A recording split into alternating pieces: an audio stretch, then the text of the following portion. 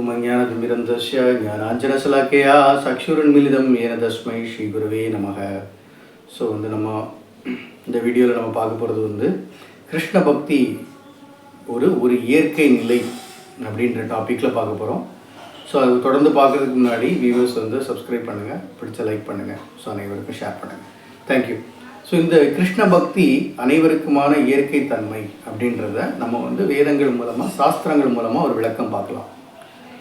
நமக்கு பிரம்ம சங்கீதையில் என்ன சொல்லியிருக்கு அப்படின்னா, ஈஸ்வரா பரமா கிருஷ்ணா சச்சிதானந்த விக்கிரகா அனாதிர் ஆதிர் கோவிந்த சர்வகாரண காரணம்.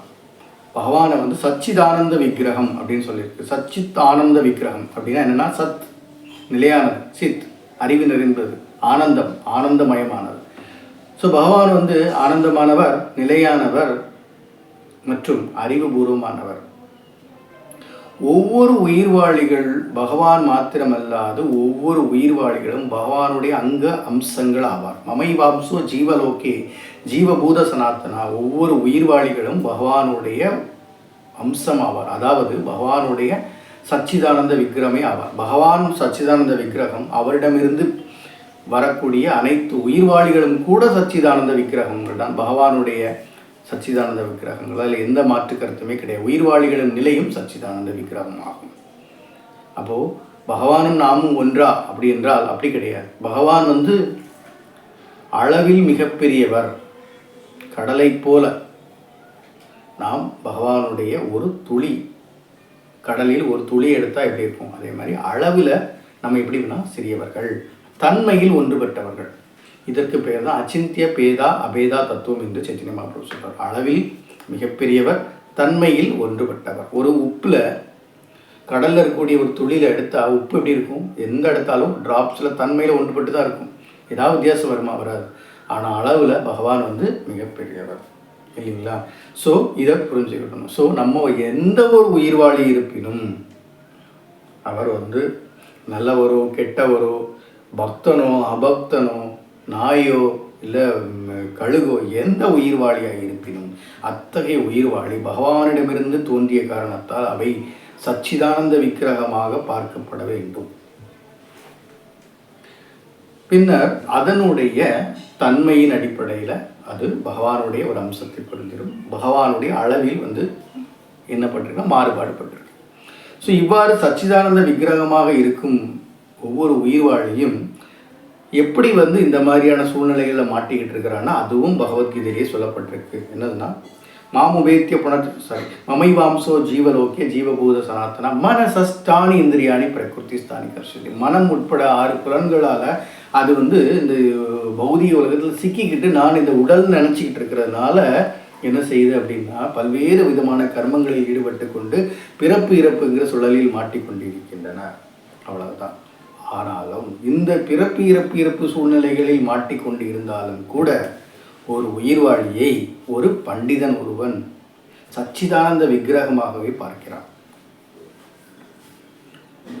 பகவத்கீதையில் இதுவும் ரெஃபரன்சஸ் எடுக்கணும் அப்படின்னா என்ன சொல்லியிருக்குன்னா, ஒருவன் கற்றுணர்ந்த பண்டிதன் ஒரு நாயையும் நாயை தின்பவனையும் ஒரு பிராமணனையும் சரிசமமாக பார்க்கிறான். ஏனெனில் உள்ளே இருக்கக்கூடியது ஆத்மா. இந்த ஆத்மாவாத சச்சிதானந்த விக்கிரகம் அப்படின்றது தான் இதனுடைய பொருளாகும். ஸோ இதில் நம்ம தெரிஞ்சுக்க வேண்டிய விஷயங்கள் என்னென்னா, எந்த நிலையில் இருப்பினும் ஒரு ஆத்மா சச்சிதானந்த விக்கிரகமாகும். இந்த ஆத்மாவின் ஒரு நிலை கிருஷ்ண பக்தி, கிருஷ்ணருக்கு சேவை செய்ய வேண்டியதாகும். ஏனெனில் கிருஷ்ணரிடமிருந்து தோன்றிய, கிருஷ்ணரிடமிருந்து ஒரு அங்க உறுப்பு, கிருஷ்ணரிடமுடைய அங்கங்களிலிருந்து வரும் ஒரு உறுப்பு தான் ஒரு ஆத்மா. அப்படிப்பட்ட ஒரு ஆத்மாவானவர் கிருஷ்ணருக்கு சேவை செய்ய வேண்டியது கிருஷ்ணருடைய ஒரு இயற்கை நிலையாகும். அது எந்த நிலையில் சேவை செய்கிறதுங்கிறது அவருடைய தனித்தனி நிலைகளை குறிப்பிட்டு இருந்தாலும் கூட ஒரு உயிர்வாழி கிருஷ்ணருக்கு சேவை செய்ய வேண்டும். இதில் ஒவ்வொரு உயிர்வாழியும் தன்னுடைய நிலைகளில் ஏற்ற இறக்கங்கள் இருக்கலாம். ஆனாலும் ஒரு உயிர்வாழி தன்னுடைய நிலையில் இருந்து கொண்டு கிருஷ்ணருக்கு சேவை செய்ய வேண்டும். உதாரணத்துக்கு நம்ம பகவத்கீதையிலே நம்ம ரெஃபரன்சஸ் எல்லாமே பேசிகிட்டு இருக்கிற எல்லா விஷயமே பகவத்கீதை ரெஃபரன்ஸ் படி தான் பேசிகிட்டு இருக்கோம். ஸோ அதில் என்ன சொல்லியிருக்குன்னா, 24 மணி நேரமும் பகவானை நினைத்து செயல்பட வேண்டியது ஒரு நிலை. அதுதான் ஃபஸ்ட்டு ஸ்டாண்டர்ட். அதுக்கு அடுத்த ஸ்டாண்டர்ட் என்ன சொல்லியிருக்குன்னா, அப்படி உன்னால் முடியல அப்படின்னா நீ வந்து ஒழுக்க நெறிகளை ப்ராக்டிஸ் பண்ணு. அது முடியலை அப்படின்னா நீ 24 மணி நேரம் உன்னுடைய அனைத்து செயல்களையும் செய்து கிருஷ்ணருக்கு என்ன செய், அர்ப்பணம் பண்ணும். அது முடியலைன்னா அறிவை வளர்த்துக்கோ. அது முடியலைன்னா அதுக்கு செயல்படக்கூடியவங்களுக்கு நீ உதவியாயிரு. அதுவும் முடியலைன்னா நீ வந்து உன்னுடைய விஷயங்கள்லாம் அர்ப்பணம் பண்ண அப்படின்னு சொல்லிட்டு நிறைய ஸ்டாண்டர்ட் கொடுக்குறார். தவிர்த்து எந்த ஒரு நிலையிலும் நீ வந்து எனக்கு சேவை பண்ணுவதற்கு தகுதி இல்லாதவன் என்ற ஒரு ஸ்டேட்மெண்ட்டை பகவத்கீதையிலிருந்து நம்ம பார்க்கல. புரியுதுங்களா? எந்த நிலையிலும் உனக்கு சேவை பண்ணுறதுக்கான ஒரு விஷயம் இருக்குது அப்படின்றத பகவான் வந்து சொல்லிட்டு இருக்காரு. ஆனால் ஏதாவது ஒரு ரீதியிலாவது நீ என்ன கனெக்ட் பண்ணு, தொடர்பு கொள்ளு அப்படின்றத அதை வந்து சொல்லிகிட்டே இருக்கிறார். இதனுடைய அர்த்தம் ஏதோ ஒரு ரீதியிலும் பகவானை நீ தொடர்பு கொண்டே ஆனால் நீ வந்து காப்பாற்றப்படுவாய். ஸோ உயிர்வாழிகள் பகவானுக்கு சேவை செய்வது தர்மம். எந்த நிலையிலும் அவருக்கு சேவை செய்து கொண்டே இருக்க வேண்டும். ஏதாவது ஒரு நிலையில் சிறிய அளவு பெரிய அளவுங்கிறது அத்தனை தனிப்பட்ட விஷயம். ஆனால் ஒரு உயிர்வாழி என்ற அடிப்படையில் ஒருத்தர் ஒரு கிருஷ்ணருக்கு சேவை செய்ய வேண்டும். சரிங்களா? ஸோ இந்த விஷயங்களை நம்ம வந்து பகவத்கீதையின் அடிப்படையில் நம்ம பார்த்தோம். ஸோ இந்த அடிப்படையில் நம்மளால் என்ன பண்ண முடியுமோ ஒரு சேவைகள் அப்படின்றத நம்ம செய்து கொண்டே இருக்க வேண்டும். அது ஒரு உயிர்வாழிகளோட ஒரு இயற்கை தன்மை. இதில் எந்த அடிப்படையிலும் கிருஷ்ணருக்கு சேவை செய்யாமல் இருப்பது அப்படின்றத வந்து ஏற்றுக்கொள்ள முடியாததாகும். ஒருத்தர் வந்து நீ சரியானவனாக இருக்கிற, சரியில்லாதவனாக இருக்கிற, நல்ல பக்தன் இல்லை நீ பக்தன் இல்லை, பக்தன் அல்லாத நிலை, பௌதிகமாக இருக்கிற இந்த விஷயங்களுக்கெல்லாம் அப்பாற்பட்டு ஒருத்தர் வந்து நம்ம பேசுகிறாங்க அப்படின்னு சொல்லும்போது அது வந்து ஒரு தத்துவ நிலை அல்ல. ஸ்ரீமத் பாகவதத்திலும் கூட இந்த 2 விஷயத்தை நான் எப்போவுமே எல்லார்ட்டையும் பகிர்ந்து கொள்ள வேண்டிய விஷயம். பகவான் பவித்திரமானவர்களுக்கெல்லாம் பவித்திரமானதும் பூரணத்திற்கெல்லாம் பூரணமாகவும் இருக்கக்கூடிய பகவானை, முழுமுதற் கடவுளை ஒருவன்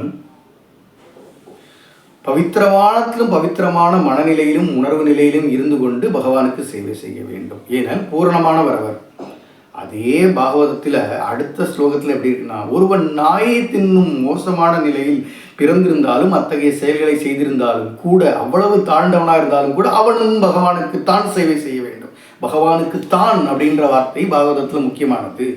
காரணம் என்னன்னா, நான் சொன்னது ஏற்கனவே சொன்னேன் இல்லைங்களா, அந்த கொட்டேஷன்ஸ் எல்லாமே. ஏன்னா பகவானுடைய இருந்து வந்த அம்சமானால் ஒருவன் பகவானுக்கு தான் சேவை செய்ய வேண்டும். இங்கே தகுதியின் அடிப்படையில் அல்ல என்பதை நாம் புரிந்து கொள்ள வேண்டும். ஸோ இங்கே வந்து நம்ம ஒரு இயற்கையை நம்ம பகவத்கீதையிலேருந்து கொட்டேஷன் கொடுக்குறோம், பாகவதத்திலேருந்து கொடுத்துருக்கோம். காரணம் என்னன்னா, ஒருவன் ஒருவன் உயர்ந்த நிலையில் போய்கொண்டே பகவானுக்கு சேவை செய்வது அட்வான்ஸ் நிலை. ஆனால் ஒருவனுக்கு எந்த நிலையிலும் இருந்தும் ஒருவன் பகவானுக்கு சேவை செய்து கொண்டிருக்க வேண்டும் என்பது அடிப்படை தத்துவம். இதை பகவத்கீதையிலிருந்தும் பாகவதத்திலிருந்தும் ஒருவன் புரிந்து கொள்ள வேண்டும். நேரடியாக பகவான் சில விஷயங்களை சொல்கிறாரு, கிருஷ்ணா நேரடியாக சொல்கிறாரு. பாகவதத்தில் நேரடியாக சொல்கிறார். இதை புரிந்து கொண்டு நம்ம எல்லையிலும் நம்ம வந்து இந்த பக்தி சேவைகளை யார் தடுத்தாலும், யார் அவமானப்படுத்தினாலும், இல்லை நம்ம எந்த சூழ்நிலையில் இருந்தாலும் பகவானுக்கு சேவை செய்ய வேண்டும். ஒரு நாமங்க ஜபங்கள் மூலமாக, நவபக்தி செயல்படுத்துதல் மூலமாக, பிறருக்கு உதவிகள் எந்த வகையிலாவது செய்வதன் மூலமாக நம்ம ஏதாவது வகையில் பகவானுக்கு சேவை செய்து கொண்டு இருக்க வேண்டும்.